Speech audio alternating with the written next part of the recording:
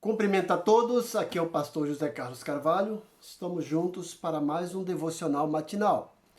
Uma palavra diretamente do coração de Deus para o seu coração.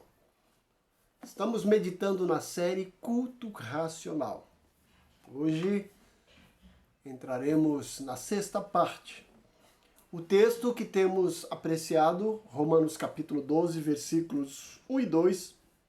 Lerei mais uma vez, Embora vocês já estejam acostumados, mas vale a pena ler a palavra de Deus.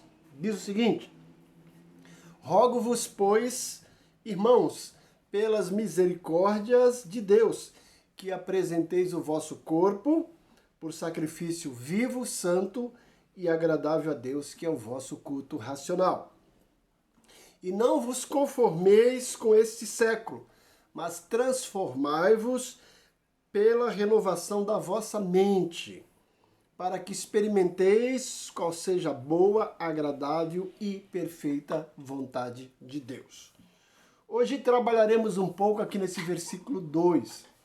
Antes, porém, vale a pena prestarmos atenção nos verbos que o apóstolo Paulo usa aqui nesse texto. São verbos fortes e que têm uma sequência lógica, Ele começa no versículo 12 a apresenteis. No versículo 1, apresenteis. No versículo 2, ele usa aqui 3 verbos, Não vos conformeis, transformai-vos, experimenteis. Olha aí, gente. Depois a gente vai falar um pouquinho mais sobre essa sequência dos verbos, E o que estava em mente do apóstolo Paulo e como é que nós podemos colocar isso na nossa vida prática pensando em culto racional. Mas aqui pensando em culto racional, nesse versículo 2, Paulo começa: e não vos conformeis com este século. E algumas versões diz esse mundo. Paulo está usando uma palavra grega para mundo, não cosmo em si, esse mundo geográfico, esse mundo em si que a gente fala o cosmo, Mas Paulo está usando uma palavra para esse sistema do mundo corrupto, totalmente fora dos padrões estabelecidos por Deus, que é o Criador do mundo, Esse mundo, depois do pecado, cada vez está indo de mal a pior, principalmente esses últimos tempos que temos vivido, em que os valores estão totalmente distorcidos, em que fazer o certo é errado, e quem faz o certo é rotulado de cafona, retrógrado, Então, mas Paulo fala assim: não vos conformeis com esse mundo. Essa palavra conformar não é se conformar. A ideia é não se amoldar, não tomar a forma, Imagine quando você é a dona de casa aí, gosta de fazer bolo. Você vai fazer bolo, você pega a massa está de certa forma informe. Se você coloca ela numa assadeira retangular, ela vai tomar um aspecto, o bolo vai ficar retangular. Se você coloca numa forma assadeira quadrada, vai ficar um bolo quadrado. Se você colocar numa assadeira redonda, o bolo vai ficar redondo. O que Paulo está querendo dizer é que o culto racional não pode, de maneira alguma, permitir que o adorador, o cultuador a Deus, tome a forma desse mundo. Por quê? Esse mundo, como o próprio Jesus já tinha dito, jaz no maligno. É um mundo totalmente corrompido, sistema de valores totalmente diferenciado dos padrões estabelecidos por Deus, tanto na criação do mundo quanto na sua palavra. Hoje nós estamos vivendo períodos em que as igrejas, em vez de influenciar o mundo, têm se deixado influenciar pelo mundo. Jesus já tinha dito para os seus discípulos no início do Sermão do Monte, em Mateus capítulo 5, versículos 12 a 14, vós sois o sal da terra e a luz do mundo. Veja que nem o sal nem a luz se deixam contaminar, eles são referenciais, eles fazem a diferença. A luz resplandece nas trevas e o sal, ele dá sabor a todo lugar onde ele é colocado. E a igreja precisa desesperadamente, insistentemente nesses últimos séculos, ser sal da terra e luz do mundo. Não se deixar amoldar pelo mundo.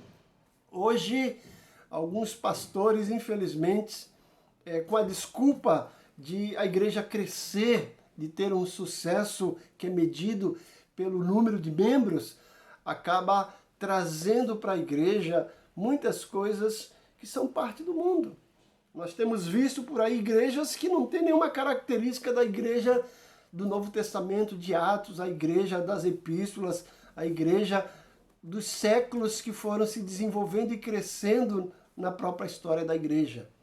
Pastores, em nome de evangelizar o mundo, na realidade têm mundanizado a igreja.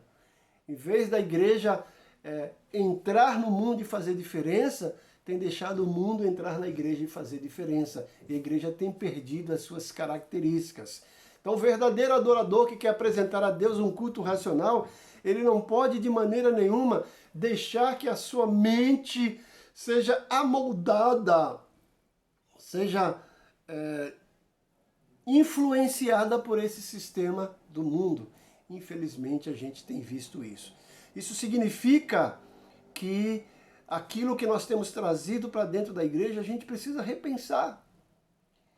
Eu fico pensando em alguns pseudos ministérios que tem hoje nas igrejas, né? Antigamente nós não víamos isso, e eu não quero ser aqui também retrógrada e ser taxativo de que isso não tem valor. Tem, mas até que ponto tem valor isso? A gente vê pessoas defendendo veementemente essas práticas, colocando como práticas bíblicas, sem examinar realmente o contexto do texto que eles defendem e se apoiam, né? Então, veja, por exemplo, o ministério de dança na igreja. Até que ponto isso é válido? Até que ponto o ministério de dança é usado realmente para adorar, louvar ao Senhor? Não estou dizendo que eu sou contra, tá, gente? Presta atenção. Nós temos que ter cautela, né? Porque o que eu vejo nisso, muitas vezes, é um excesso de vaidade, é um excesso de estrelismo. Pessoas fazem realmente para aparecer e não para realmente adorar o Senhor, né? Eu vou contar aqui uma história verídica que retrata bem um pouco o que é isso.